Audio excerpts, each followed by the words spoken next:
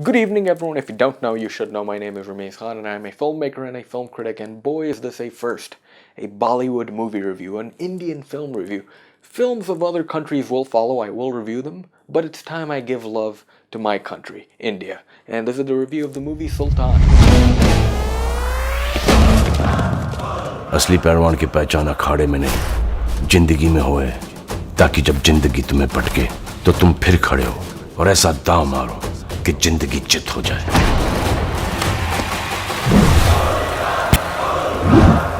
Sultan is a film starring Salman Khan. By the way, he is not my brother. We just share the last name. And it is a film about a man who is a wrestler, not a pro wrestler, an actual wrestler. You know, NCAA wrestling? That type of wrestling. Takedowns, you get points, all of that stuff. Now, whereas it is an incredibly long film, it should be trimmed by at least 30 minutes. It's an incredibly well-made and entertaining film as well. Now, for most of my audience who reside on the western side of this globe, you gotta understand something about Bollywood. It's just like Hollywood. However, the ratio of art films to commercial films is very, very low. And it's very hard for a movie such as, let's say, The Neon Demon to be a success in a country like India. That's why we don't have such an artsy-fartsy presence in the world, despite the extremely high output of movies being made every year. Another thing you gotta know about every country, including India, is that the ratio of general audiences to artsy audiences or sophisticated audiences is very high. There will always be more of a general audience than a sophisticated audience. And India is a country which is full of 2 billion people. And finally, Indian movies are not musicals, people. Yes, we jump out into a song and dance out of nowhere, that's what we do. But we don't sing our dialogue, that is a musical. Sweeney Todd, the guy is literally singing his dialogue. Les Miserables, they're literally singing their dialogue. Songs are used as piss breaks in Indian movies, think about it that way. If you don't like the song, just walk out the theater, take a leak and come back and sit down. Now let's get back to the movie Sultan. Every now and then, you get a great film which is a good mixture of artsiness and commercialism. That applies in Hollywood as well. And Sultan is one of those films. The story is about a man's rise to power and fame, and in that rise his ego is blinded and obviously mistakes follow. What follows is a rebuilding of that set character, Sultan Ali Khan. The biggest negative about this movie is the time it takes to establish this guy's problems and the reason of his problems. It is literally an hour-and-a-half long flashback. That is how long movies are in America. We're given way too many details of the man's love life and subsequent destruction of his love life as well. But the silver lining in that 90-minute long setup is that every single thing that they set up or establish comes into play in the second act and the third act of the movie. That is the mark of a good script. There's this common thinking with the east side of the world, and especially around the Middle East and some parts of India, that if a woman gives birth to a girl, it's seen as a bad thing. That little detail is used to make Sultan such a sophisticated character near the end of the film. And it also ends up giving him a ton of heart and a real change in character, which works well in tandem with the film's main plot, which is about a man learning a new sport of MMA, going from just wrestling to MMA, which is jiu-jitsu, kickboxing, Muay Thai, all that cool stuff, with his physical struggles fit with his emotional struggles. He's a real character, man. He acts like a man would. Arrogant when he's winning, not a care in the world. And I also love how it shows the true nature of men. People, men aren't heartless bastards as the world would have you perceive.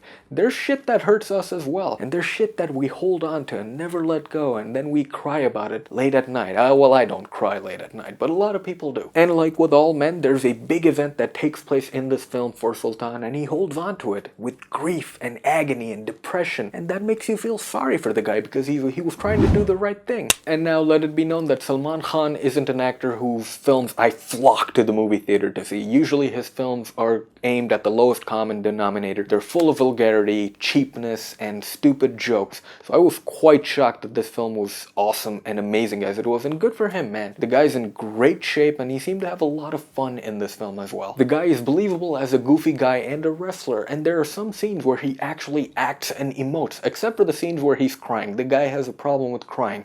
I compare him to Michael Caine crying. Michael Caine cannot cry. Now let's talk about the inciting incident. The inciting incident is what starts off the film. The film starts off with a rich entrepreneur wanting to introduce MMA into India. I love MMA. By the way, what a stinker was UFC 200. Apart from the Cain Velasquez fight and the main event, maybe the Jose Aldo fight. It was lame, wasn't it? And what happens in the film is that MMA does not take off in India for obvious reasons. One of them being that there is no one for the Indian audience to root for. So the entrepreneur brings in Sultan to fight in MMA. And now, since I've been watching MMA for a bit over 8 years, let me just say this: the fighting is not realistic at all. But then again, I am aware that I am watching a movie, and then I am aware that I am watching a product, and I am aware that the UFC has a deal with Indian networks to make MMA big in India. So every move when they're in the octagon looks like a fight ender. It looks like a finisher move you would see on WWE. It is not realistic at all. But again, as I said, I am aware I'm watching a product, and hopefully it'll trick other people, other Indians, into watching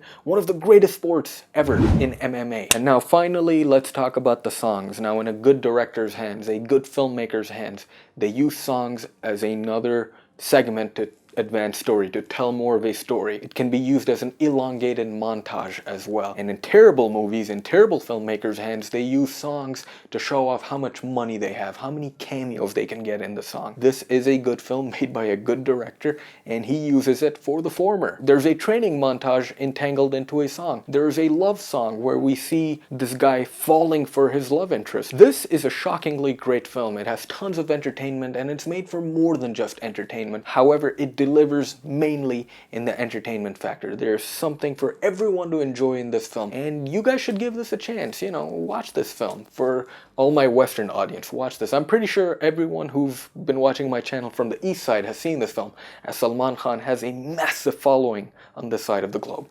Anyway, let's get down to my rating. I'm giving this film a final score of 4 out of 5. Please go check this film out, people, and let me know what you think of my review. If you enjoyed this review, however, feel free to hit that free subscribe button. Until next time, remember to love yourselves.